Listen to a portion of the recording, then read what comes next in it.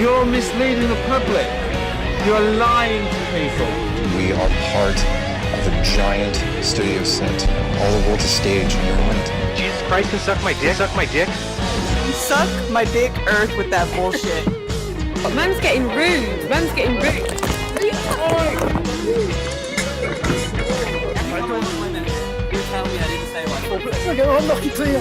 It could be a what's it? It could be an onion ring. A hairless monkey zipping through the vacuum, or a potato rock. Yeah, if we dumped what we found right now, we would be, it'd be bad. It would be bad. Can't have can't have a flat earth and things making sense. Good evening and welcome, YouTube, to another edition of Gem's Flat Earth Sunday Roast. I've lost my script. We're back once again with our randomly scheduled roundup of news and views from across the imaginary plane. Excuse me. I'm your host, Gem, and joining me this evening are some cool guys to discuss some topics so hot they have lost their magnetic properties. It's all the cool kids from the Debate Flat Earth and More Discord server, who are currently just Lewis and Quartus. Howdy-ho. Hi, guys. That was such a nerdy joke. You really have to know something to get that. I do one every week. Had you noticed? They aren't always that nerdy. Yeah, we had so hot they can melt satellites. And what was the other one? So hot, something about molten iron core. I can't remember what the other one was. Okay. Steel beams, World Trade Center. I keep knocking them out. Good evening to our lovely audience. How are you guys? Welcome, all 25 of you. It would be nice if some more people had turned up. Scott's trying to finish something desperately. Kosho just sent me a message. Let me see what he said. It's just... You're old. I'm filling in here. I'm going to join, but I'm still in the car. Don't join. Wait till you get out of the car. He's been on his way home for, ever. So, I don't really know why. Anyway, let's get going, shall we? Do some work. Sure. This week, BBC Scotland broadcast a 30-minute documentary called Who Are the Flat Earthers? This followed the now familiar format for these shows, but this one did have a rather cool ending. Let's take a look. By the way, if we lose the stream during this, just hang around for a couple of minutes until the gods of YouTube and the BBC decide it's fair use and reinstate the stream. And I'm not ready. Right, so it should just be around here on the A9 side, because you can see it from the road. Yeah, there it is. The Earth is flat. Research it. This one has far worse handwriting. They've also used a lowercase r and lowercase h, but uppercase the rest of the letters, which I respect. I think they must have got here, seen that there was one over there, and been like, "Oh no, I'm relegated to the corner." There's no way that's going to be seen from the A9. The trouble that someone has went through to do this, I feel like we owe it to them to at least Google it.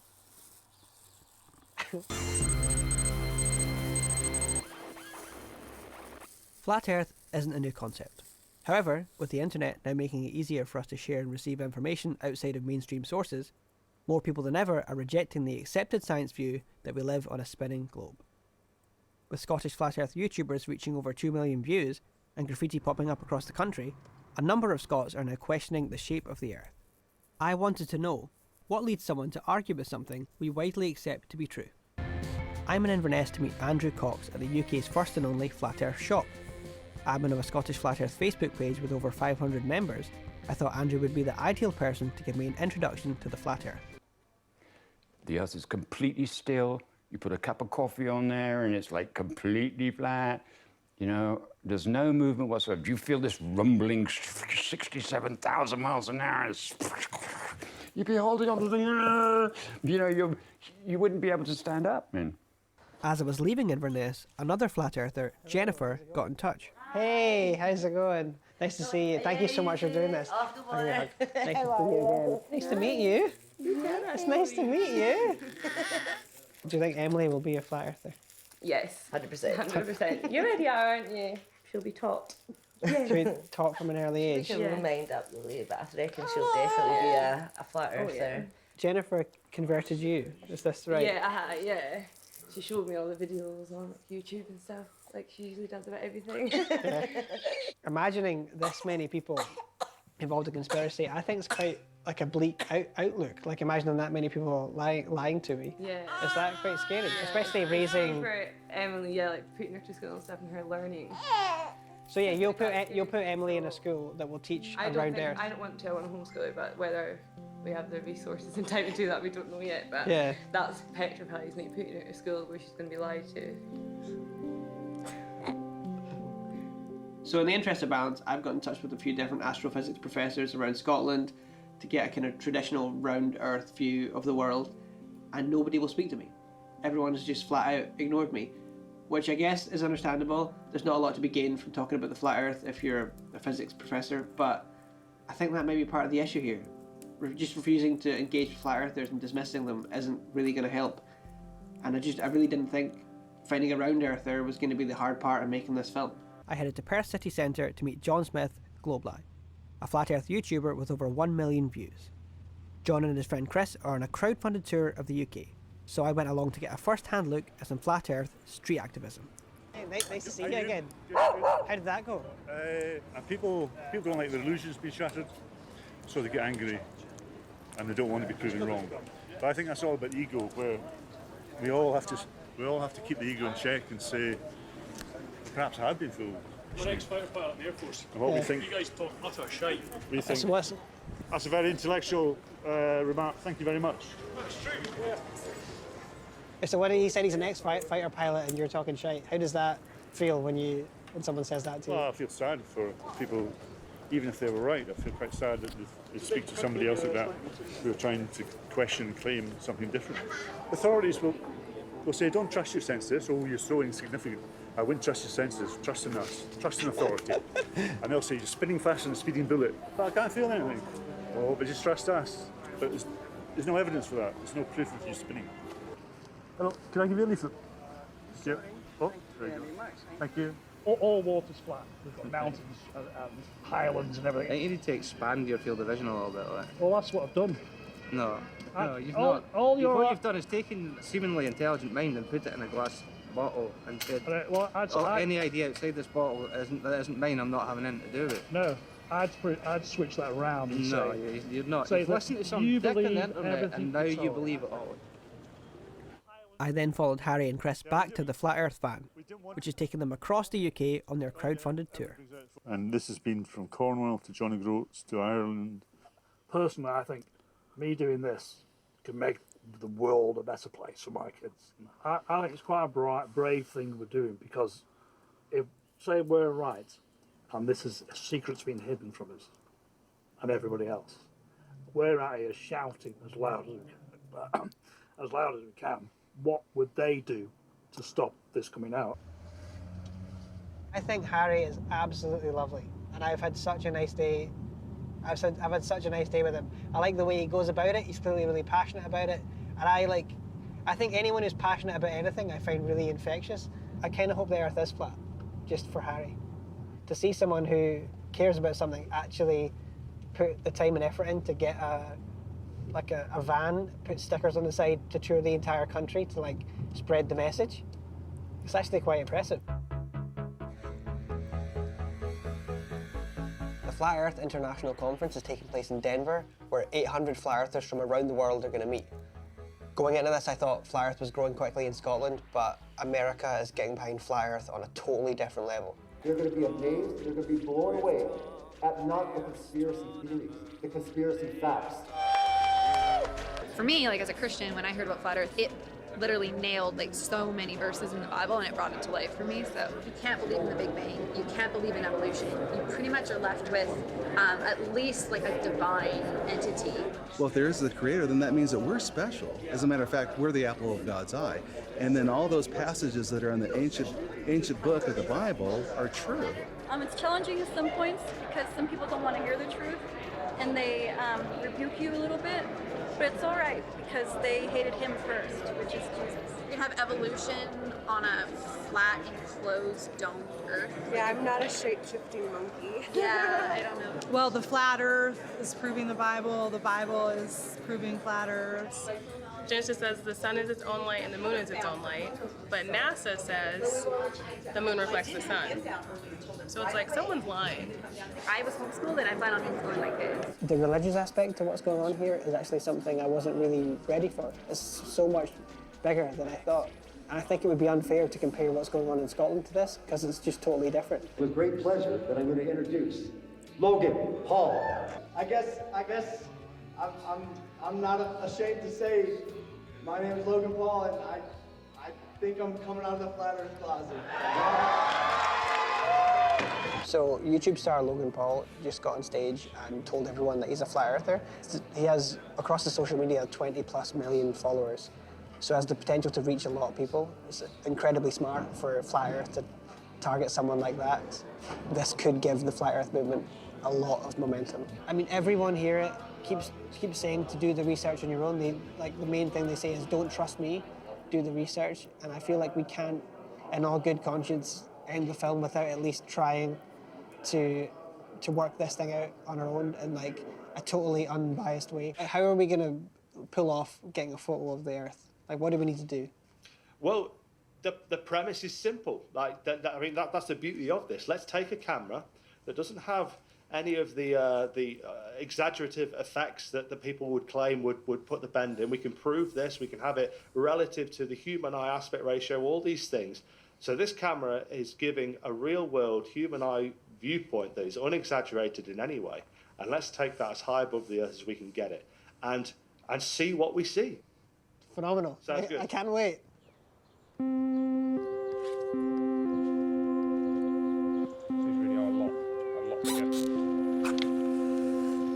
So we're attaching our camera to a high-altitude balloon that will take it over 30 kilometers above the Earth and into near space. At this height, the curve of the Earth should be visible. I was surprised by the broad spectrum of people that I met within Flat Earth. It was difficult to get on board with their theories due to there being so much debate even within their own community as to the shape of the Earth. I found the inconsistencies and gaps in their theories meant that, despite their enthusiasm and passion, Flat Earth for me was more about a distrust of authority and mainstream science than anything else. Whilst I don't agree with them about the shape of the Earth, I have seen firsthand how the way we dismiss Flat Earthers only strengthens their beliefs, and it was actually engaging with them that led me to see the curve of the Earth myself. And it doesn't hurt to double check.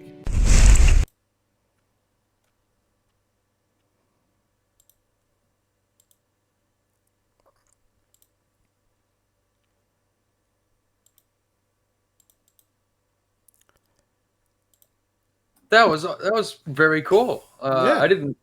He was wrong about Logan Paul. Yeah, he does. He does actually stick a bit in after that. There's a sort of an inserted comment where he says, "Oh, it turned out to be a publicity stunt, and I wasn't surprised." He wasn't surprised. He looked like he would have been surprised. Right? Yeah, that's what I thought. That presenter, that little midget guy with the helmet hair, is an idiot. Yeah, I must admit he rubbed me up the wrong way a few times. You know, Harry's lovely. Well, he's not. It's not the Earth's flat for him. He didn't. Yeah, I mean, he's only going there to talk to them about, well, what do you think? Tell me about you. And you know, if that's all he does, then he's not gonna find anything. He's not gonna get into an argument. Right. But you know, I'm happy that he did the high altitude balloon thing, because that kind of redeemed. Yeah, I that was it for me, really. I think that I wouldn't have even bothered with this because I thought it as a documentary piece, it just followed the same format that all the others had done. That what's the other? Guardian had done and the BBC have done before. It was just very samey. But I did like that bit at the end. I thought that was cool. That he'd taken care of. They didn't just whack a GoPro up in the air. You know, that he thought about what sort of camera to use, and I did think that was good. And the footage looked great, didn't it? I thought. Yeah. Do they comment on the footage at all, or just show it? He just shows it, really. Oh, he does. Yeah, I mean that was kind of it as you saw it at the end. But you know. Oh, hi, Kosha. Welcome. What's going on, guys? You I think if that guy hung out or was in more like conversations, debates, or whatever, he would kind of also see what would be coming next, which would be somebody would just say like, yeah, that's not the curve, or like, because I mean, honestly, I was watching it and I didn't like dissect it or anything at the end, but I mean, you could say you saw it, but then then did you really was it really a curve? It wasn't like that, pronounced. I thought it was good enough at the end. Right at the end, there were some shots. Yeah. He basically went into it and said that, well, the gaps in their theories and inconsistencies and arguments within their own community, it was uncompelling for him. He talked about that a little bit. So right, and I think if we'd seen all of his footage, I think it'd be good if I might email the guy and see if we can get him to upload it somewhere, because it'd be good. Maybe come on the show and do an episode. The flat earthers are talking about it as a hatchet job, the few that have seen it, because of course it only went out on BBC Scotland, so it's not widely viewed as far as I can tell. Fuck, he won't come on now. I called him a midget with a helmet hair. So. Well, you never know, Quarters. he might come on to defend his hairstyling technique. I'm not apologizing. I figure that's au courant in Scotland now. I like the way that other guy, I don't know who he was, but the buff guy who helped him with the balloon, the way he put it, he's like, yeah, well, let's just get like a, he didn't say rectilinear lens, but he said, the one that would mostly match the human eye, right? And all that kind of stuff. So it's like that is actually kind of what they would have refuted when they saw, like, oh, well, that was a fisheye lens or something like that. But he said point blank, it was like they're trying to, that was their main point, was to try as hard as they could to get it to match your natural observation. Yeah. Right. Okay. Well, shall we move on? I almost don't want to play this next clip. I want to see it. Well, this was actually dropped from last week's show due to technical issues and because it features a fat twat. However, this encounter between Anthony Riley and two science graduates is being pitched as a great win for Riley. I have no idea why. The entire encounter lasts almost 2 hours. Here are a painful 14 minutes. I know, I'm sorry. It has to be done. So for you to then say prove relative density, you'd have to come with some mathematical equation. Now, how would you calculate density? Say that again? So how would I calculate it? Oh, I wouldn't know myself here on the street. So then how do you... most scientists don't know.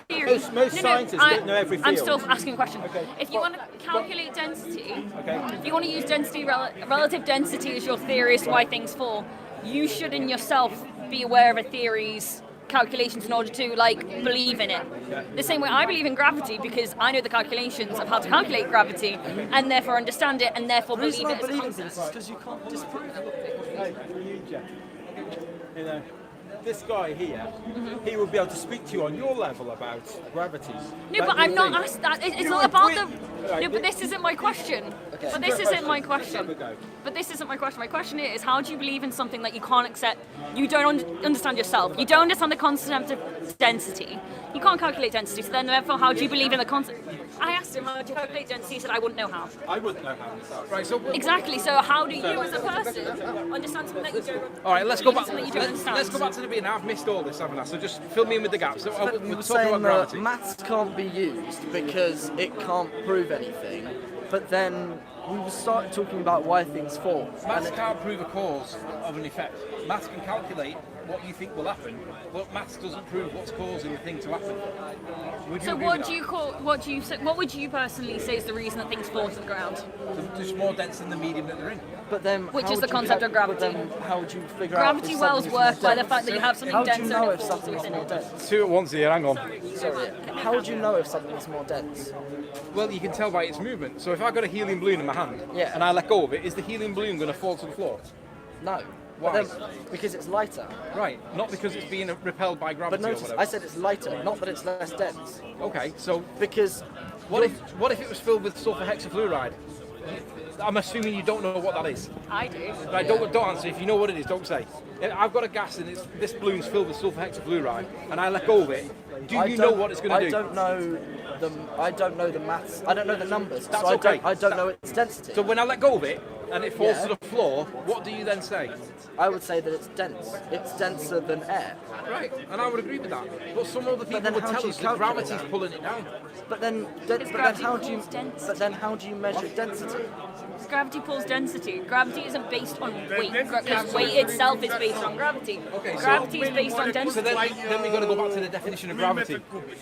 Do we understand so let's define the term of gravity, right? Are you saying that gravity is a force that pulls something, right? Is that what you're saying? Depending on depending on several things, gravity wells are depending on what the density in the space-time continuum is pulling down on. Now we're getting somewhere. So basically, you're familiar with Einstein's concept of gravity, yeah? Yeah. He says that gravity is the effect of the curvature of space-time.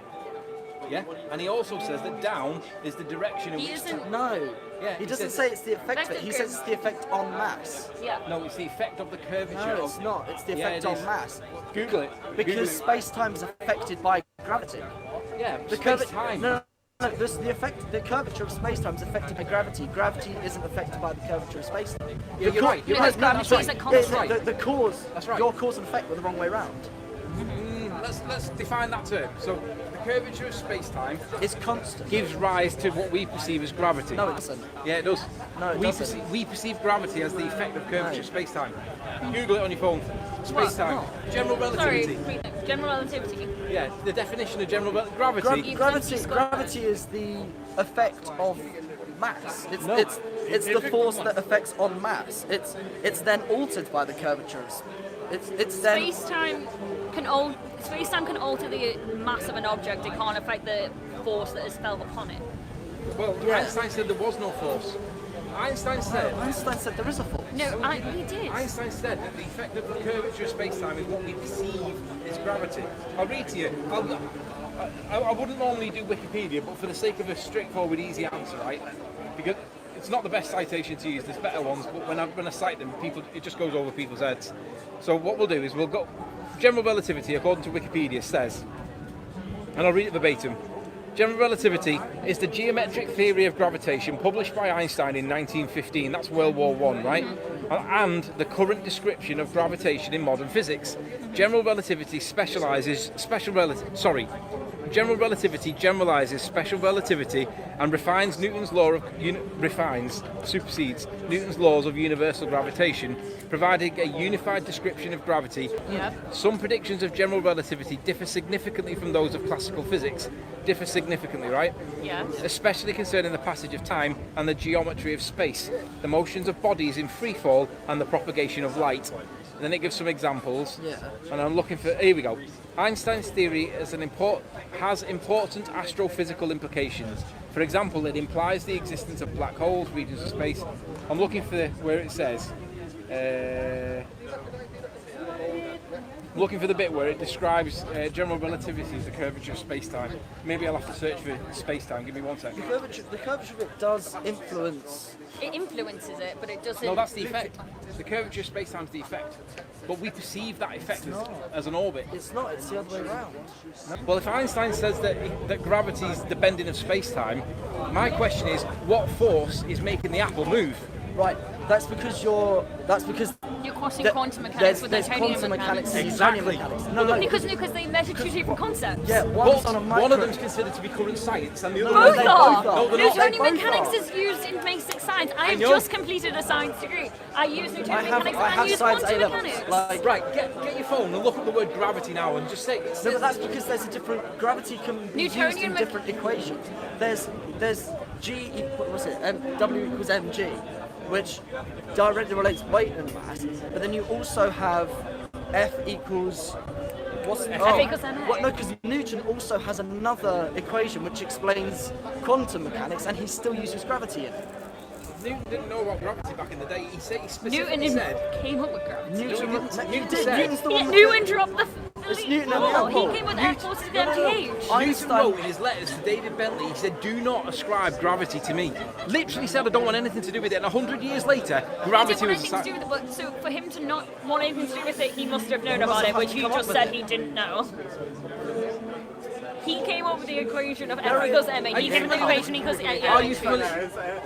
Are you familiar with the Cavendish experiment? Yes. Right. What do you think the Cavendish experiment proves? Nothing. Nothing? No. Okay. No experiment proves everything.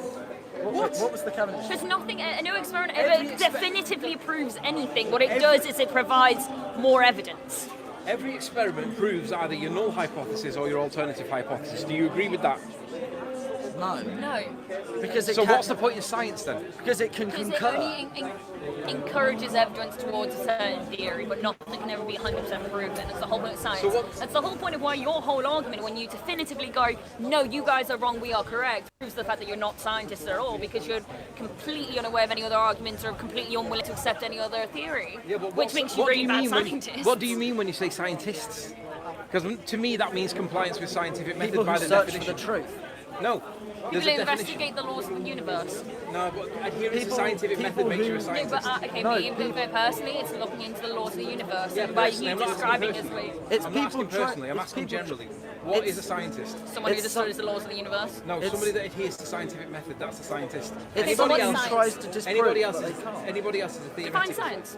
Define science as a study and the observation of the natural world through observation and experiment. So if you want to look into the natural Did world... you hear what I just said? You seem to have interrupted. I don't mean to be rude, but science is the observation and the study of the natural world through observation and experiment. That is science. Okay, so your science... Not my science. No, okay, so what do you call this? You proving flat Earth? No. What's that? So what do you call it then? We're questioning what is the evidence that proves that the Earth's turning, that we've got gravity, Okay, so that what the Earth evidence is are you curved. using? Are you using scientific evidence? We're pointing out that this is not science, but it's believed to be science. So what would you call it if it's not science or an Pseudoscience, art? by definition, it's not adhering to scientific method. Pseudoscience. Yeah, by definition, it doesn't adhere to scientific method. But what method are you using then if you're not using scientific? That's the point. Everything. But what are you using? We're asking where is the scientific compliant method which shows that the Earth is turning. What's your you're theory of methods? You're disregarding the science that proves it and then saying where is the science that proves it? No, what science proves that the Earth turns? I mean, angular momentum. Right, so where does it get proven in science? What, angular momentum? Yeah, They that the Earth turns by with angular experiments momentum. in labs, by using different equations, by endlessly ISS testing. observing it? By observing another planet who are spinning. If all the others are spinning, Earth is Right, with regards to... but the thing is, angular momentum is tested again and again and again, and it works. Angular momentum is a thing, but it doesn't apply to Earth if the Earth isn't turning. And there is no science that proves that the Earth is turning. That's my point. There is. So how do you prove that it's not turning? What points Because you in the there is no direction? science that proves that it is. That's not what you prove stuff by just going, oh, there's nothing there to prove it, so it must be the other thing. Because then you don't have anything for that. What we're saying is everybody accepts that the Earth turns once every 24 hours. And what we're saying Yeah, is... the sun, that's the proof right there. Right, Because but it do you appears realise- once every 24 hours. Yeah, so you observe the sun, right? We can say that the sun's an observed phenomenon. Well done, that's step one of scientific method. The other steps involve making a hypothesis where you correctly identify a valid independent variable and Okay, a valid so dependent variable. my- You've got the sun. So Yes. how are we going to prove that the sun is causing the Earth turning?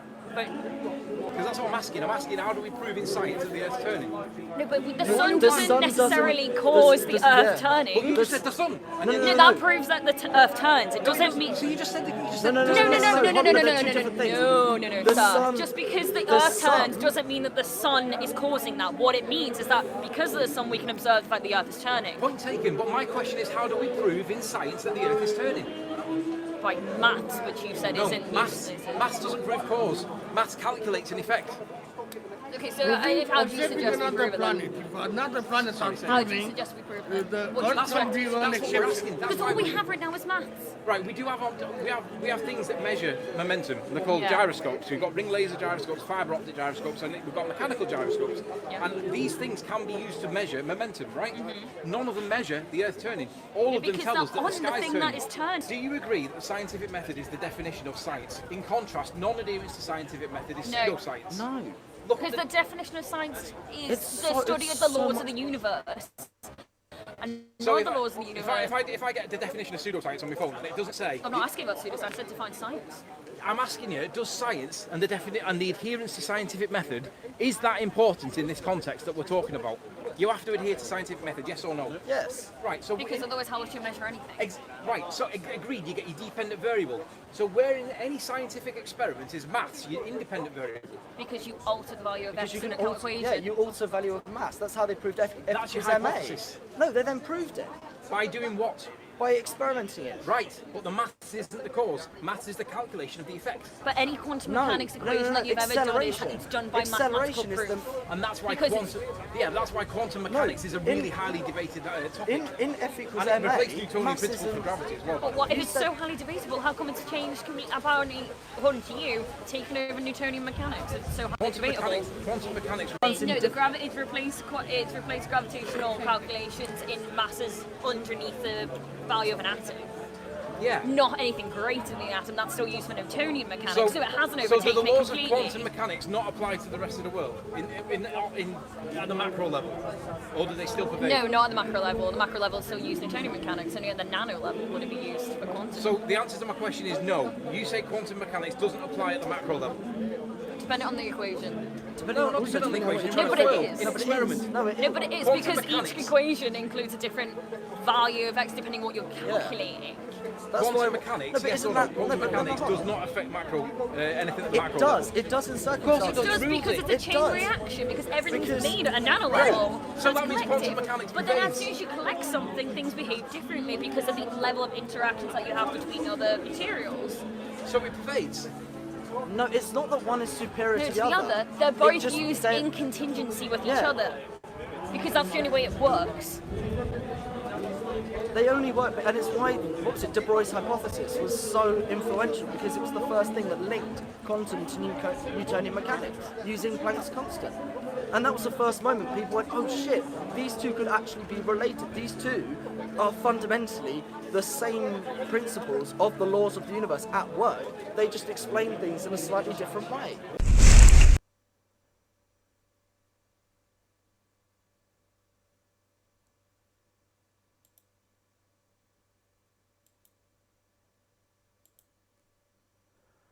Well, I'm sorry to do that to you all.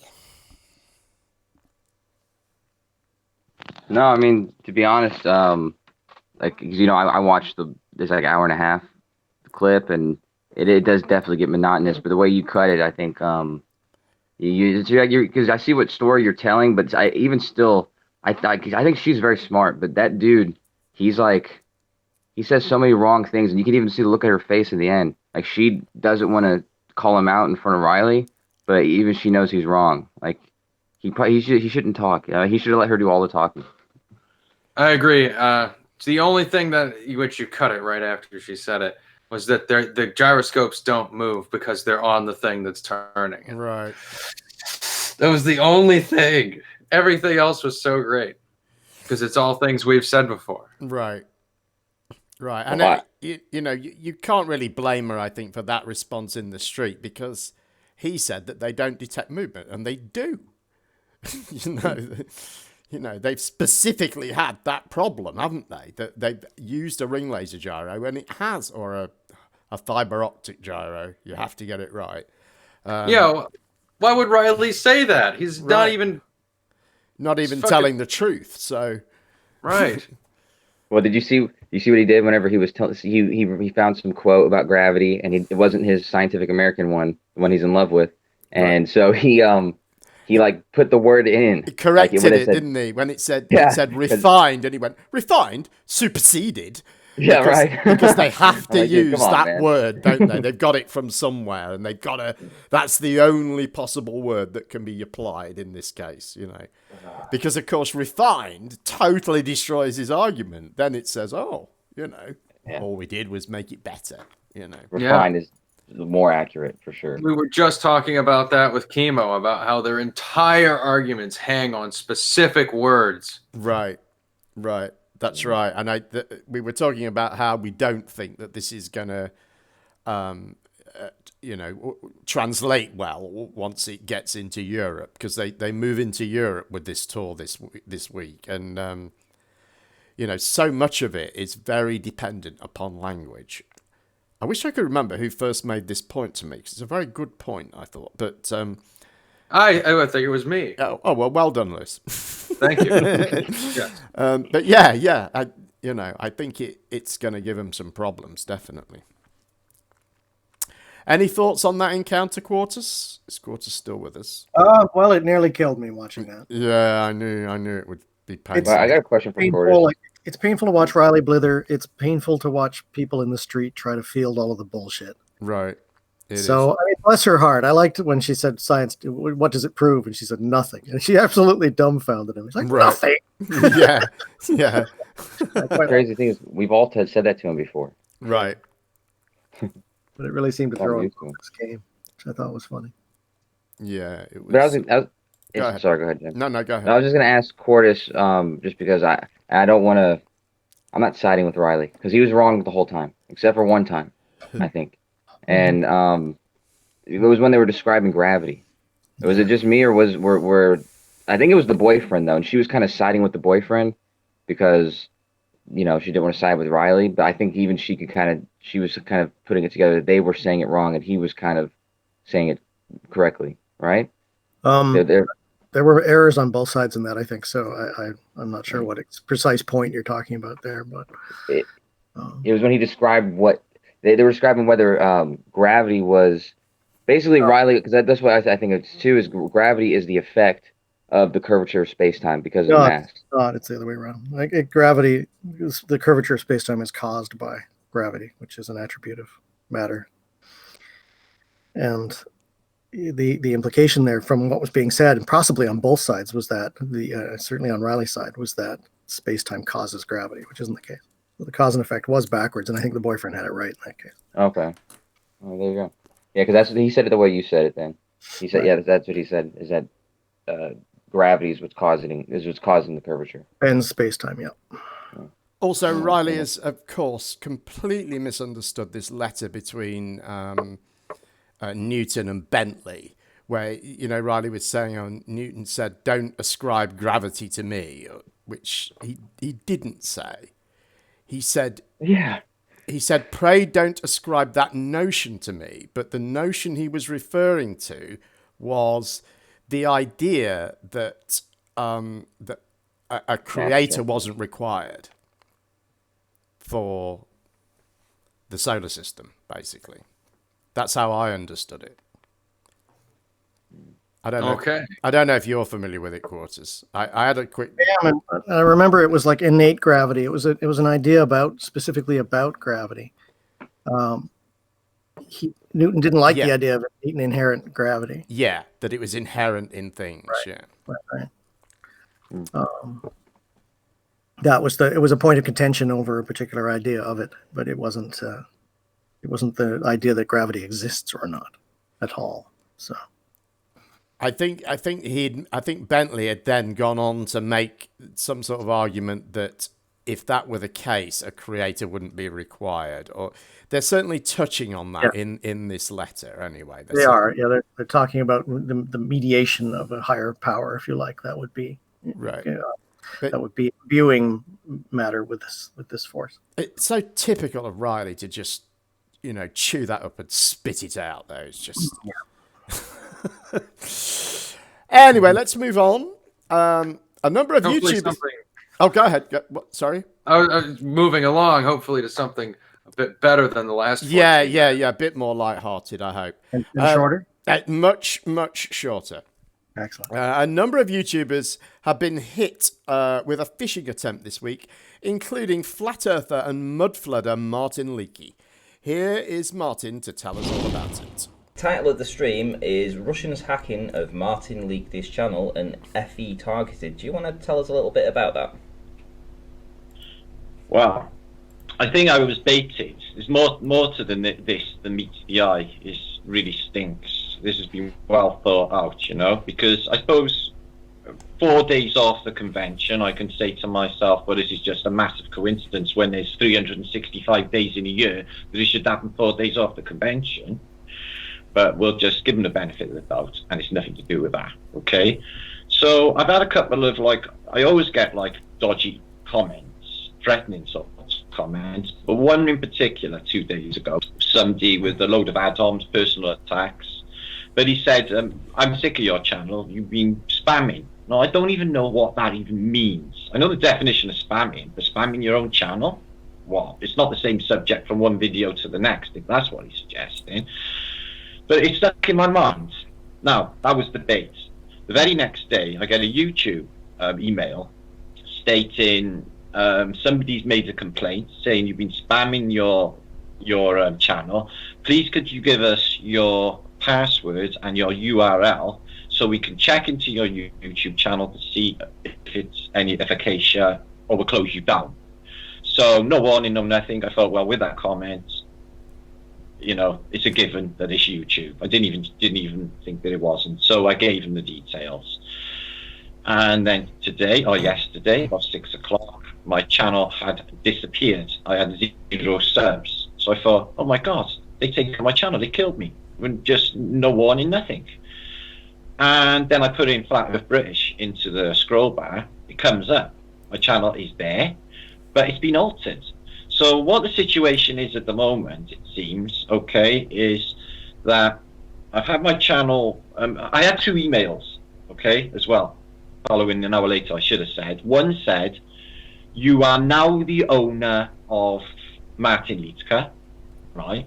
And the second email said, you are no longer the owner of Martin Liedtke. So I think it might have been a mistake by Russians in their language, or if it's a bot, I don't know. Anyway, so I'm no longer the owner. So not only have I lost access to all my accounts, I've had to change all the passwords, go through everything all over again. I've had to go to my bank because I got details of my bank on there as well. I've had to alter everything in my life all day today. Because this person has basically hijacked, kidnapped my channel, and he's not deleted it, so it's sat there. But what he's letting me know is that he can alter, because he closed my comment stream, and he's changed my channel art, that he's letting me know, right, that they can just delete me at a whim, if they so choose. So I navigated the maze that is Google to try and get a message to YouTube. I got a message to YouTube, sent them an image of these emails from these dodgy people, and they said that they would look into it. If I'm praying that was YouTube, can't even tell anymore. Could be talking to them, all I know.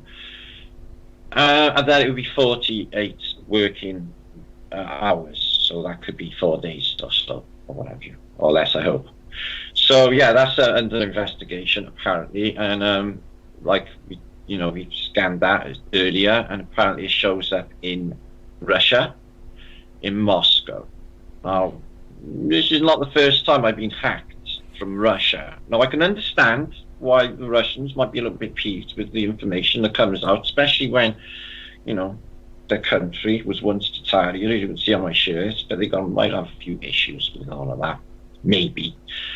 Or maybe not. But about a year ago, somebody had hacked my channel, and there was 2 channels out there. One of them had 46,000 subscribers, or thereabouts.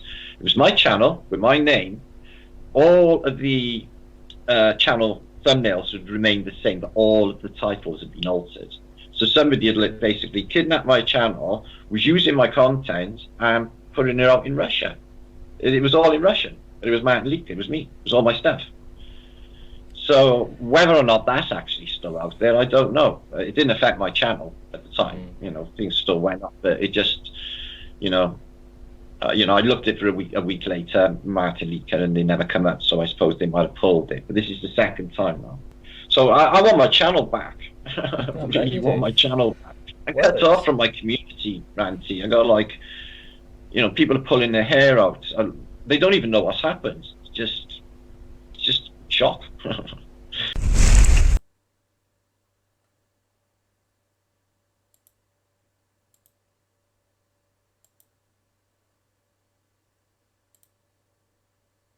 Oh my God, it's the second time. I got an offer in email saying double your IQ or no money back. And I thought, well, what could go wrong? Yeah, I've got a legit question. Well, like I understand if they don't like him or something. I don't know. They're just messing with him, but they're changing the names so that it's Russian, like almost the same thing but in Russian. Like, what's their purpose? What's the purpose of doing that? Do they really want to steal his channel and like own his content or something? Right? They're putting out the thinnest of possible phishing attempts. Anybody stupid enough to take it, they fuck with. That's it. Yeah. That's what I thought at first. He thought his real correspondence with YouTube might be fake as well, and then that 48 hours might be as much as 4 days. There's so many, like, I don't know. Not a whole lot would surprise me that comes out of his That's mouth happened to anymore. me before, but this time I'm sure it's all right. Jesus. Toady in the chat said, I think, that they're using it, they're selling the sites to Chinese people who are uploading bot-generated content for advertising revenue. Let's suppose that's true. I mean, his channel is incredibly low on the totem, so I got to wonder how valuable that is. Right. Wait. What does that mean? What you just said, though? I have no idea. Chinese. I don't. Let me go back in the chat and find the comment. It's a way of, like, if you were able to heist a big channel, you could put out ad content in there. You could pump your message into it, and all the subscribers would see it, however briefly. So it's okay. Okay, that's what I thought. He said he hasn't realized it was a Russian hack who sold it on dark web to Chinese ad library site who now uploaded bot-generated content for ad revenues. I wonder if these conspiracy people with slightly larger channels, people with over 40, 50,000 subs, I wonder if they don't make great targets for this sort of thing. Right. Because they're big enough to be of value and dumb enough to fall for it. Yeah. I mean, you're exactly right. Maybe that's what they do. Yeah, they think they're a flat earther. Dumb enough to fall for it twice, apparently. Which is unfortunate.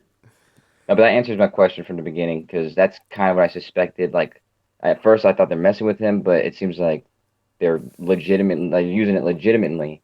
And so, yeah, that makes sense. Like, use his 46,000 subscribers, as he said, and basically just, get that ad revenue from that. Like, I think that message gets bulk to hundreds of people at once, and then if they get one or two of them, they fuck with it. So. I mean, I can't ever imagine sending a password for anything off in an email to anyone. But YouTube would need your password to see your content. Right. But I still feel sorry for him, when he said, I've lost my channel and my community, and he has no way of telling them, and that must... You can just make another one. I know, but all of those people who are subscribed to that channel aren't going to know about that, are they? And tragedy. It must be a horrible feeling, though, to be sort of locked out like that. Yeah, I guess. You're coming from your own. It'd be like your account, like your Discord account. If no one knew that it wasn't you, but someone else had access to it, and it took people a while to realize, oh, that's not Lewis. Like, it would kind of make you feel uneasy. Right. Or maybe your server. No one would know. If my channel got taken, no one would know. I might not even know for a month. I mean, the quality of content would go up. There'd be some clues. There's no doubt about that, for sure. I once heard a guy talking who was a Sims Online player, and he'd been banned for some reason. And he was a real avid player, and he talked about how he'd made a new account and went back to his house, that he'd got in Sims Online, and all his stuff was there, and how spooky it was, and the sort of bereavement that he felt from it. It was really quite heart-wrenching to hear, People put a lot of stock in these things, Sorry. Sorry, go ahead. No, I was actually. Can you clarify? You said that someone took his account and then they gave him back his stuff. Yeah, I think what it was they he was actually banned from the game for some reason, but he didn't. I think he didn't know why, or he didn't think he'd done anything wrong. He seemed very legitimate when I saw him interviewed. So then he made a new account, but this allowed him to access. He was able to see the stuff that he had created from this new account, but he wasn't able to interact with it as if as an owner would. Right, because he has property and stuff like that. Right. Yeah, okay. So yeah, it's yeah, people become very attached to things like that.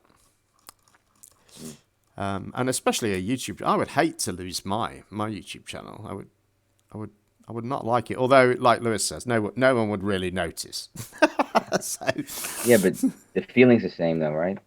Like, especially if someone else has control. It's like not even that it's gone, but someone else has control. Yeah, over it. In a way, that's kind of worse, isn't it? Because if it's gone, you could just sort of re-upload it all and start again, and I guess people would search their way to you eventually, you know. But at least this way, it doesn't seem personal. It's just some Chinese people who are trying to make a quick dollar. Yeah, and also he has got the opportunity to get all the content off the channel if he really wanted to. If he hasn't already got it elsewhere, he could get it all off and, you know, stick He it should somewhere else. have it, unless he's deleting his videos off of his computer after he uploads them. Yeah, I mean, I've got all my stuff, but it isn't always that easy to find, and sometimes I haven't, you know, I've deleted one version, or, you know what I mean? I'm not that organized. That's true. I have days worth of footage on my computer that I couldn't realistically go through it and find what I wanted. Right. It just sometimes it gets out of hand, you know, and you know when you're editing, you're doing long edits. Sometimes you spend hours at it, and you know, sometimes I drop to sleep in the chair, you know, and I don't always sort of organize things at the end of it like I should do, you know. That's out of the way, right? Collapse, you know. Been doing that way too much lately. Yeah. Right, shall we move on? Mark Sargent next. Oh, I knew you'd be excited. So this week, the Global Itor left Scotland for the Emerald Isle, and in a massive damage control campaign was joined by confirmed fool and Flat Earth Taoiseach Mark Sargent. Let's see him playing with his balls. We are in Dublin. This is day 12. So as you can see, we've got Mark Sargent with us again today. Wasn't Neil Armstrong? Why didn't you have a test or Buzz Aldrin or any of the other guys? They were never ever there. So that's why I did the test. Yeah, the suits. Yeah, that's why I made the clue. They don't test the suits. You can't test them with the people in them. They just cannot be done. And that vacuum. Yeah, the vacuum, and every vacuum guy that I've talked to has said the same thing. And yet they claim they can use them. Ugh. But they never test them. Again, well, I will say this, it's brilliant, which is they, you know, and you can look this up. This is not secret information. When you look up the early NASA suits that were tested in the mid-50s, they were all made out of heavy plastics and metal, and they were gigantic. They looked like bad movie robots. Looked like something out of Doctor Who. You know, it's like just really, really clunky, and they realized it's like, yeah, that might be able to protect you from the vacuum, but you're never going to be able to do anything with it. I mean, try climb a ladder with this thing, or getting it out of, and the ship you would have to use is really, really big. And so somebody, this is the only time I'm going to give NASA credit, is when somebody along the line says, you know what, nobody knows anything about physics. Let's just put them in a soft suit. No one will get it. They'll just run around, they'll play golf, they'll put together stuff, and no one will get it. No one will understand. And it worked. Absolutely worked. Nobody got the fact that those suits cannot bend, the elbows and the knees. And the freaking fingers, the fingers would be useless. And they put together complex electronics and put together the car. I mean, they couldn't do anything wrong. The fingers don't work. And in fact, you can go to YouTube right now. And there are wonderful tests where they literally just, you know, small tests where you put your arm, you put your arm into a vacuum. Well, a vacuum chamber with the glove. Yeah, with the glove. You can't move it. And you cannot move the glove. And it's like, okay, sorry. Not to get, and I'll repeat this later if anyone asks me questions. But my favorite test, and I came up with this year, which is, okay, if anyone gives you crap like why is our atmosphere here, right? And they'll say gravity. They'll say, you know, why isn't the atmosphere gone? If it's the vacuum of space, if this world right here is, you know, is real and, you know, it's covered by this wispy smoke, and this is the vacuum of space, why is that wispy smoke still there, right? And they'll say, well, it's gravity. And I'm, okay, fine. Let's say you have a second floor to this building right now. Say we're in a building, right? Second floor. There's a floor above us. You turn it into a vacuum chamber. Doesn't have to be very big. Put a cork in the ceiling. You pop the cork. What happens? Everybody knows what's going to happen. The air is going to equalize instantly, violently, and you may even die. And they say, so what? And I say, so why didn't gravity hold all the air down? And they say, well, And then that's when they stop. They absolutely stop. They have nowhere to go. And they say, well, because the... And I go, yeah, exactly. I go, what's the difference? I go, in fact, you're talking about a much bigger vacuum chamber. I mean, I had a guy say, well, you know, it's this gradient, it's bleeding off really slowly. I'm going, no. Tell me about the test, and then tell me how, when it's a bigger test, it doesn't work. So, Mark, there's 3 lovely French girls there who want their picture taken. Who? Those girls? Those girls. Hi. Are you French? Why? Did you think I was French? Yes. Why? I have people out there that look like me. They made, I think, like 12 of me. You think it's this? Yes. This is what we've been taught our whole life. Been in school our entire life. Could it not be this? Could it not be? Not probable, not... no, well, yeah, if you think about it, like, it could be the flat Earth, like the whole theory of falling off the Earth in the first place was a stupid theory because the gravity keeps you on it anyway. You know what I mean? But he knew me, by the way. Did you know? Yeah, but he again, because if you watch the clues, there's no video, and so it's like, oh yeah, Mark Sargent. I work for Airbus.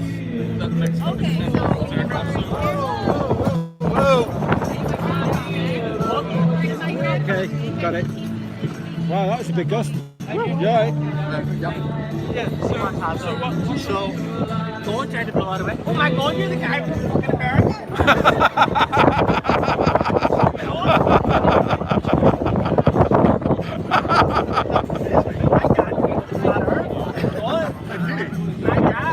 I don't believe me. That's my dad with the flat earth. Really? Oh no, I'm I don't it's possible. It's never ended. Oh yeah, you know your stuff. No, I don't. I don't. South America with the first It's not. I agree. I say, look, if it's right down to the end, I'm not going to lose any sleep over it. I'm not.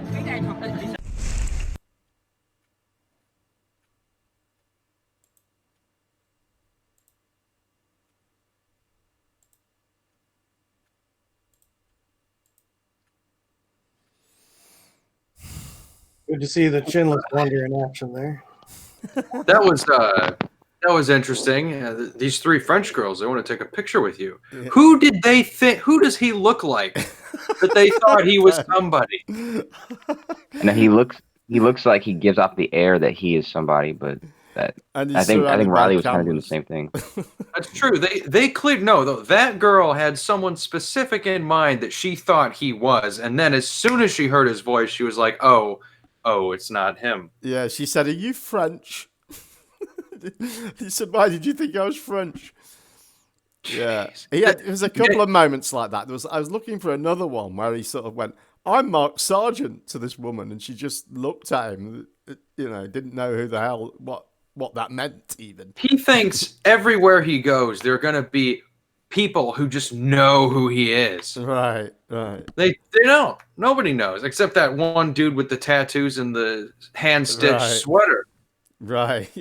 Did you ever see him tell him the story when he's at the airport and the TSA dude asks him, "Are you Mark?" Because he's wearing the shirt, "I am Mark Sargent." Right. And the guy asks him if he's Mark Sargent. Yeah. He tells the story as if the guy was like amazed that he's meeting Mark Sargent. Yeah. But in fact, the guy's probably just making fun of him. He's like, "Are you like Mark Sargent?" Because your shirt says "I'm Mark Sargent." He was just the guy's just making a joke. It's like he sees the shirt, says he's Mark Sargent. He was like, "Oh well, it's just a way to make the day a little bit better." It's probably a really boring job.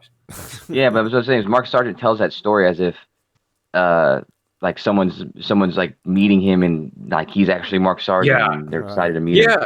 This guy is so fucking full of himself. Needy as well. Where he goes, he recognized me, or he knew me at the end, didn't he? He says that about this guy. Oh yeah.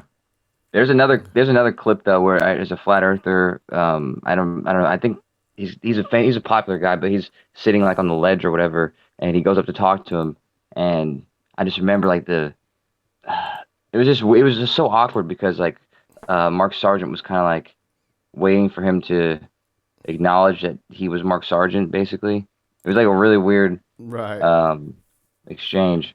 Yeah, but it's not in here, of course, but I'll have to show it to you later. I thought that was really damage control though after his advert thing, which doesn't seem to actually have been widely seen yet. No, but I think he felt like he, needed to do a bit of work, a bit of community work to rally them all back around. Yeah, and I think that seemed to work as well.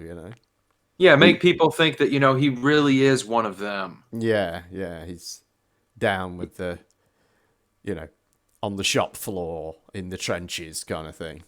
Yeah, which he is.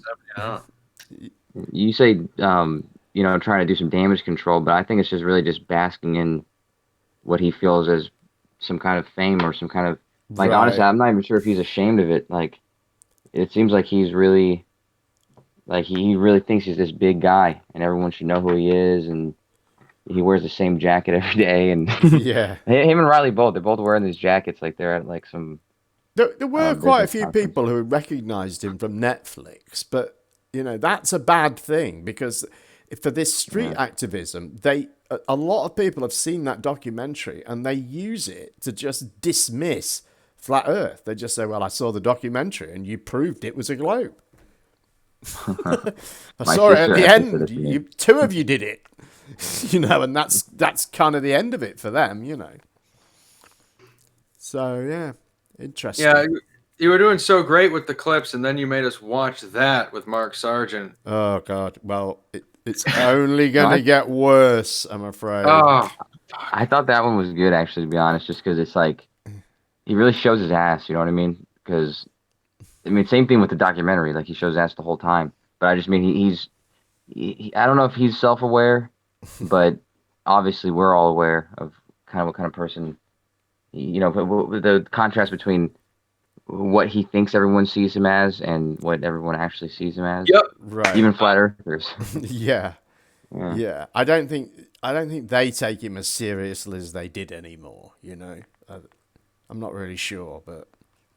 Well, I asked this a few weeks ago. I think everyone disagreed with me. I don't remember exactly, but I'm gonna ask again. Like, doesn't it seem like he's like more so than other people? I know there's other people that you guys think are not real flat earthers, and I think they are. But something about him, it just doesn't seem genuine in any way whatsoever. It seems like he's lying like through his teeth the whole time. I definitely think that.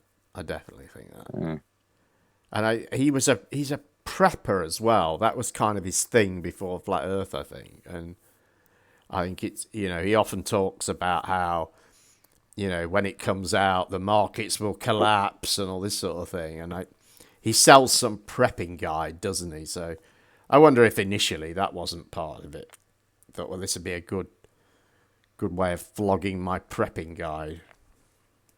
It probably was. He's one of those guys that tells it as he was, he heard about it and he was trying to debunk it. And so he spent a lot of time learning about it, and he became, obviously he started to believe it. I think some of that is probably partially true because he's like he was into conspiracy theories. He was in like fringe communities, and he probably got convinced by it a little bit. But I think at this point, most of what he says is not coming from him believing it. It's coming from like what he's supposed to say as a flat earther. You know what I mean? Right.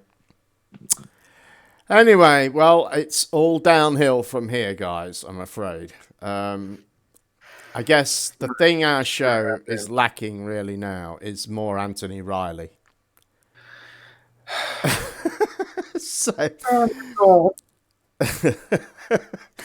Anyway, this weekend, the exponential growth of Flat Earth became all too apparent as the throngs of British flatties flocked to the International Business Centre of Kettering for their annual conference.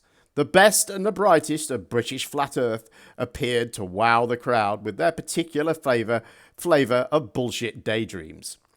Fresh from his street debate triumph, Anthony Riley gave a rambling 90-minute presentation. Some background for context here. Anthony will refer to the Hillsborough disaster where 96 football fans from his home city were killed in a crowd crush caused by the police at a semi-final game in 1989. The police subsequently covered up their mistakes. Take a look at this blundering buffoon.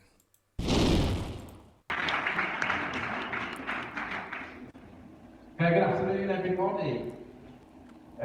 This presentation has been possible by virtue of a GoFundMe, and this was 12 months ago. And basically, what it's allowed me to do is focus on the thing that I really enjoy the most, and that's evidence.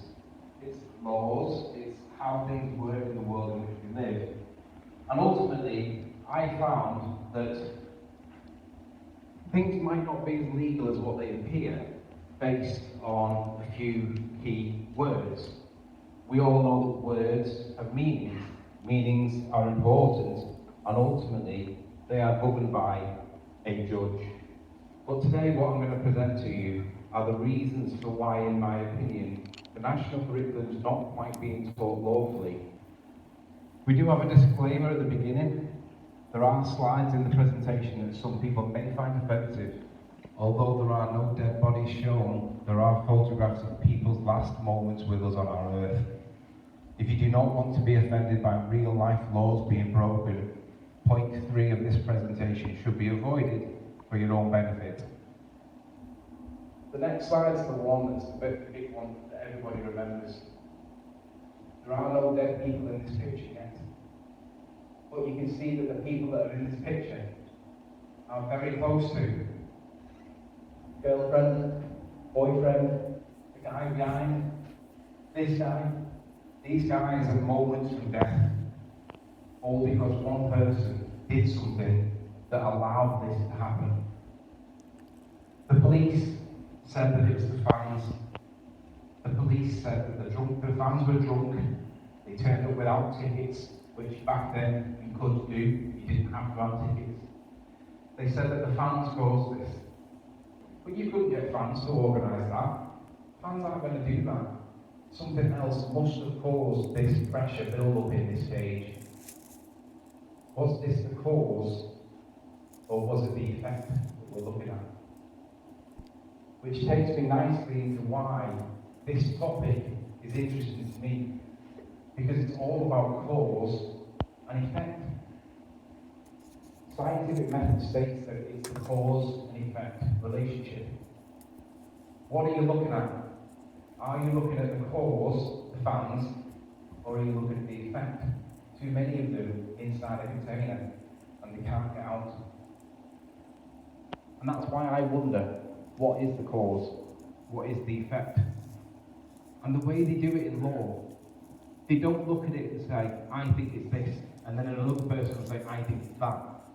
They apply the but-for test, and they say, would that have happened but for this? And they'll say, yeah, it still would have done. And that wasn't the cause. Would it have happened but for that? Yeah, it would. That's not the cause.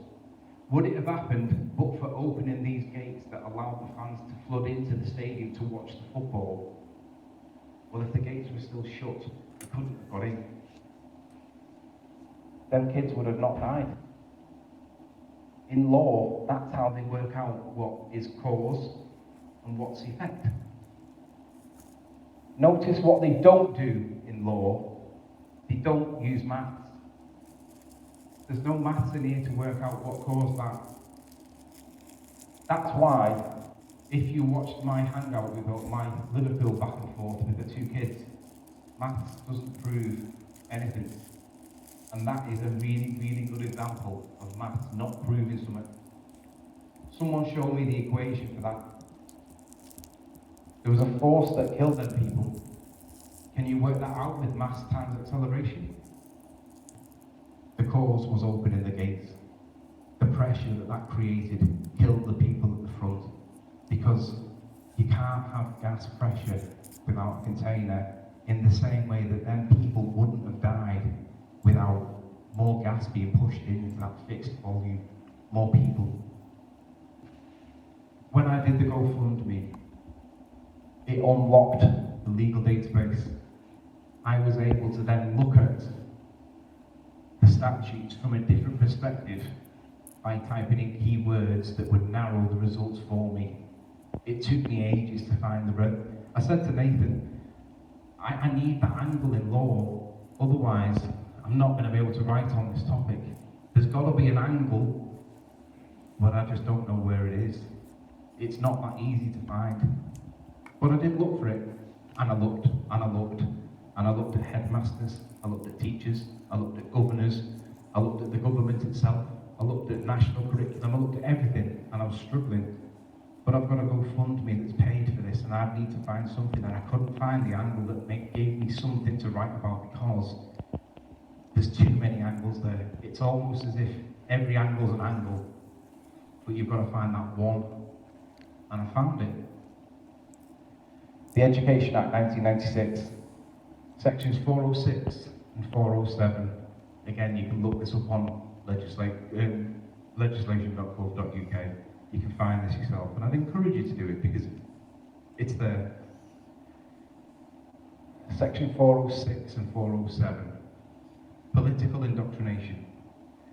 The local authority, governing body, and headmaster shall forbid, shall means must, shall forbid, forget A, the promotion of partisan political views in the teaching of any subject in the school.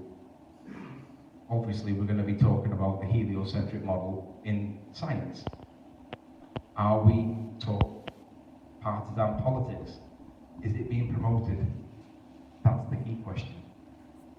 If it is, it's unlawful. You could just imagine a school hall, kids in it, and asking them, is gravity a force? Because we're all taught that it is. But then we tell them that Einstein said it's not. And then we tell them that people like the Rumpus tell us it is a force. But that means that Einstein must be wrong. But the point is we can make balanced, opposing presentations to provide the alternative explanations. The explanations that don't currently exist as taught by the national curriculum. So currently, we all know that that sun is taught to us as 93 million miles. We're not taught that people don't necessarily agree with that.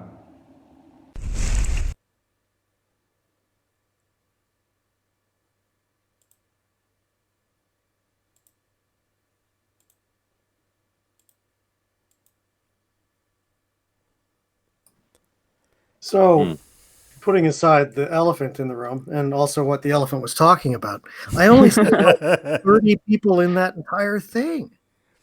How many? Is that turnout for Kettering? 30 sad ass people? I think it was maybe 60 total at the event. It's optimistic, but yeah, that's crazy. It's really small. Yeah, I was surprised actually. I didn't think there'd be many there, but I didn't think there'd be that few. I thought they might have managed a couple of hundred, you know. But, in classic Riley fashion, he said so much that I almost forgot what he said. Right. Entirely. Well, that went on for an hour and a half like that. Oh my God. No. I would have been asleep before it was half over. That right. He said a couple things. One, that he was super interested in this, not because people died and it was a horrible thing, but because he wanted to talk about cause and effect. Right. And that was what was so wonderful about it. I fancy drawing the comparison with gas pressure without a container when you're talking about people. I mean, it couldn't be more disconnected. Right. Right. I can imagine the people of his city will, if they saw that, well, I guess if they could make head or tail of it, they would be offended by it. But can you guys, and I hate to be that guy, but I think somebody else had said it in the chat as well. I wasn't even able to understand basically any of it. And could you just clue me in, like what was the tragedy that he was showing? It was. I couldn't even tell. It was a bit echoey. It was the one I talked about at the start, where people were crushed to death at a football match. Yeah. Oh, yeah. Right. Okay. And he was basically using that as like a stepping stool to talk about cause and effect, and Well, That's his example. partly. I mean, his angle was really about the legal stuff, but he sort of touched on these other things along the way, you know, in a sort of weird way that I don't know. It's just I think he's just got so used to parroting those catchphrases. He can't, you know, say many words without sticking them in somewhere nowadays. You know, he has to. It was bad that. It was very echoey, though. I realise the sound isn't great. It was a completely ridiculous presentation, but I think for his audience, they seemed to soak it all in. Sort of. Most of them fell asleep there. It looked like, Right. but I think what he was going for was, here's this emotional thing. No one's going to disagree that it's bad. I'll slyly use that to bolster my credibility to recognize problems in the legal system, and that will place me in a position to be an authority to tell all of these people that it's illegal, that they're teaching shit in school. Right. And he's back on that same stuff that he was on about when he was going to do his course, that he thinks there's some sort of loophole in the law whereby if children are made aware of the idea of flat Earth, then there has to be a balanced presentation of it made in the school. This is some weird idea he's got, and he seems to think that he will be called upon to provide this balanced presentation for some reason. I don't know why. How's he going to make the case that it's good that science is politicized? How's he going to make that case? Right. Well, he says he actually said in that speech that anything can be political, I think is what he said, and he does make the argument that that teaching the heliocentric model is partisan political. He actually makes that argument. It might be someday if we get a whole. I better not give him ideas.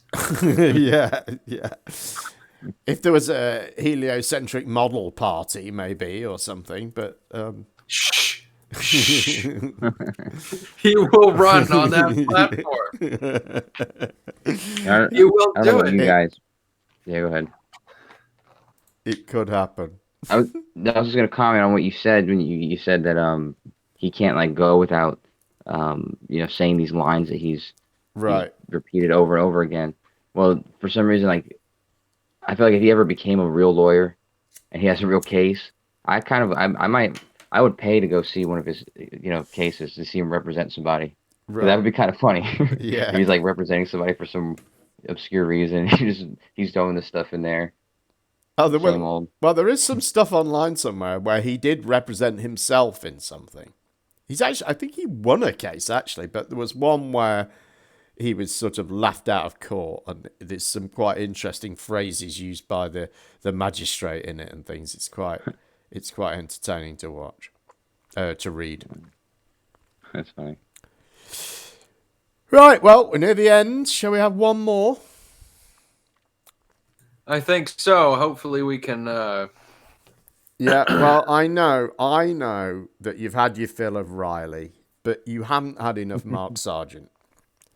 Oh, is that right? Okay, well, let's dig in. Yeah, in our final clip this evening, Mark Sargent offers some thoughts on the future of Flat Earth, taken from his keynote speech at the UK convention. And I haven't got the stupid thing ready. Hang on. Here we go. National Geographic tracked some of us down and condemned the Flat Earth movement as being a danger to medicine, a threat to technology, and had the potential of sending science back to the Dark Ages. I thought they were being a tad dramatic, but they did have a point. See, we weren't going away. And they knew it. Behind the scenes, they had told me that it concerned them, that science wasn't meeting us on the battlefield. They were hoping that they could rally some of them to engage us. It didn't work. Science did everything they could to avoid the topic, to pretend that it wasn't there, and that people weren't listening. Shane Dawson, one of the largest channels on YouTube, made a single Flat Earth video in 2018. It now has 28 million hits. Shane's demographic is under 20. What is science going to do to stop that? Nothing, because it's not a real topic, remember? It's nothing when Jaren and Glowbusters and Karen B and FE Core convince people with long-distance laser tests. When Rob Skiba does weather balloon tests. When Jay Tolman Media does daytime infrared photography. Don't worry about it as we look at boats that refuse to go to the horizon, as we turn heads with street activism. There's a group called Globe Live that already finished a town-to-town tour in the UK, and in 2018 are going to extend it to Europe. Sorry, 2019. We're just getting started. 2019 is the year of flat Earth conventions. This year alone, we have events in Los Angeles, New Zealand, Calgary, Stockholm, UK, Amsterdam, South Carolina, and Dallas, Texas. Every month I hear the globalists say that flat Earth is fading away. This is the cover of Newsweek from June this year. The Earth is round, but the flat Earth movement is growing. Interesting graphic. They're actually using something to pump up the globe, while the flat Earth model sits just fine there on the floor. And this is the cover of Popular Science today, right now, in the newsstands. This is my message to science. What is flat Earth? You better figure it out quick, because we're bringing the fight to you. We become one of the most trendy topics in the world with almost no resources, and we did it in 4 years. We can break down your space videos, your images, and you better believe we're going after your theories, because that's what most of them are, just theories. It's 2019, and now we have an army. Channel after channel, rising to 6 figures in YouTube. Jaren and Rob Skiba celebrate Truth, Controversy 7, Red Pill Philosophy, ODD Reality. Just to name a few. In the 5-figure channels, I've literally lost count. Channels dedicated against NASA, channels dedicated to experiments, channels dedicated to debates against globalists, channels dedicated to activism. So many different facets, it feels more like a school than an invasion force. But doesn't that make sense? Because every great army has an academy behind it. And we created one from the sheer volume of our online content. Make no mistake, Flat Earth University is very different from other universities based on scientism. They will tell you that we are on a tiny rock flying through an impossible universe and your life means virtually nothing. We will gently remind you that this incredible world and everything in it was built just for you, because you are special, valuable, and unique. They will tell you that science is true, whether or not you believe in it, to never question the status quo and never revisit old theories. We encourage people to not take our word for it, but instead do their own research and question everything. They will tell you to abandon your religion, your faith, because it has no place among scientism.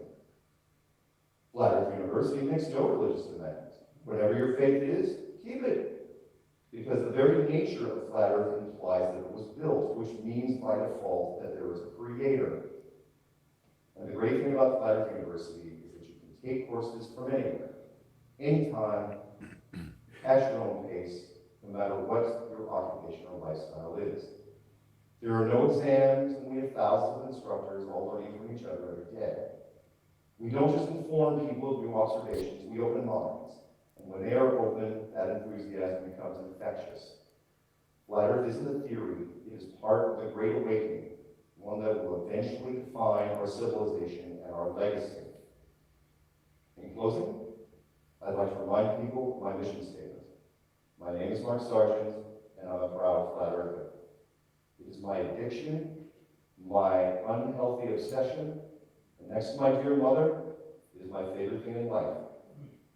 It is everywhere, just waiting for you to discover it. The people involved are kind, sincere, and most importantly, open-minded.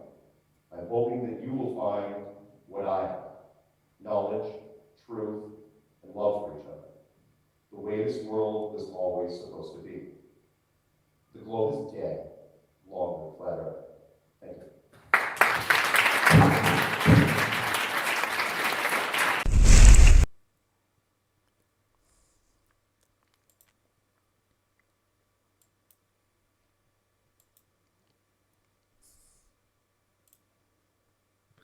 Wow.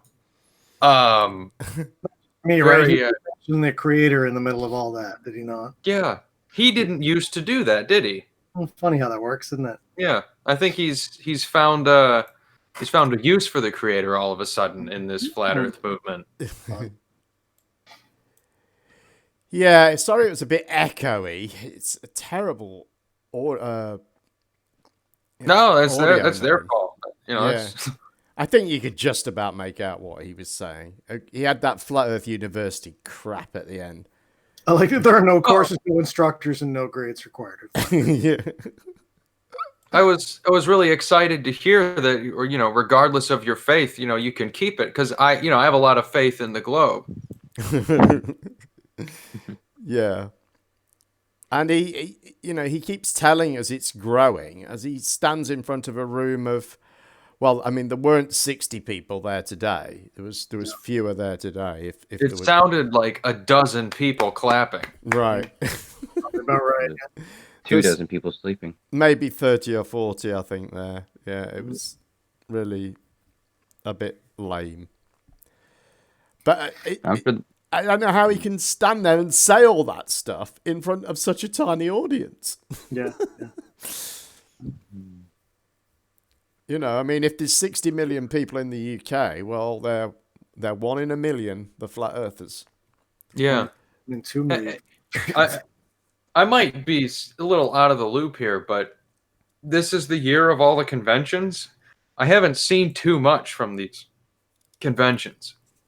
No, I mean, there was this New Zealand one, wasn't there? We got a few clips of that, if you remember. And then what else has there been this year? Well, there's this one. Coming up, there's a few coming up. Yeah, they've got that Flattoberfest. Oh, yeah, Karen's thing. Yeah. Okay. Yeah, and then the And Dallas one. then obviously the big one in wherever it is this year. Where is it? Dallas, baby. Dallas, yeah. I wonder if I could go to that one. Texas Dude, is you pretty should. close. You should, because if we're still doing the same plan, we're gonna have like a legit after party at a legit strip club. Okay. No. It's like a flat Earth convention. I don't. And half the strip club. I don't want to go to a strip club. Well, Let's change the subject. Yeah. I wouldn't like that either, Lewis. I think it's crass and they're filthy. Yes. Anyway, your girlfriends are like listening or something. No, I'm single. I don't have a girlfriend. Well, she might be. It's Yeah, she we haven't spoken for 20 years, so your guess is as good as mine on that one.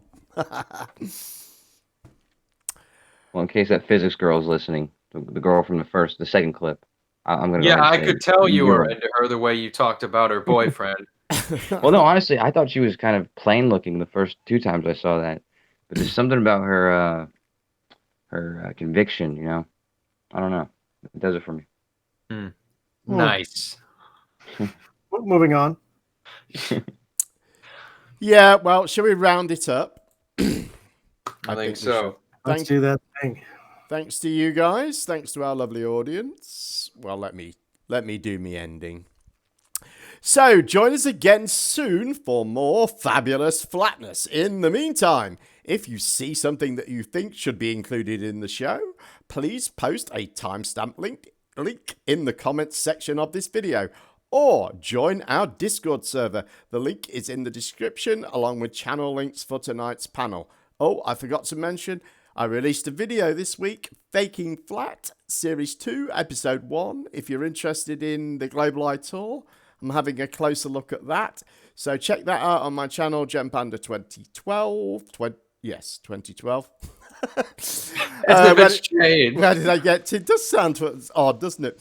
Our Discord server has nearly 1,600 members, and we managed to keep a conversation going virtually 24/7. We welcome members with opposing views, so click the link and join us.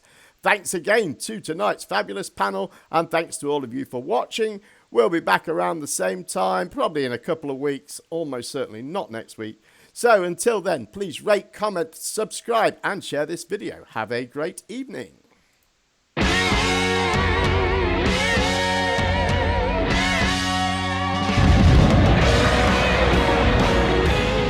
You're misleading the public. You're lying to people. We are part of a giant studio set. All the world's a stage in your mind. Jesus Christ, can suck my dick. Suck my dick. Suck my dick, Earth, with that bullshit. But man's getting rude. Man's getting rude.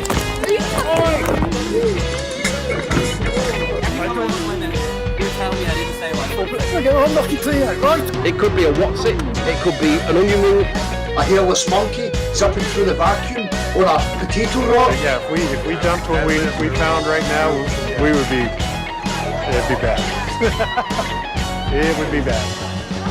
Can't have can't have a flat Earth and things making sense.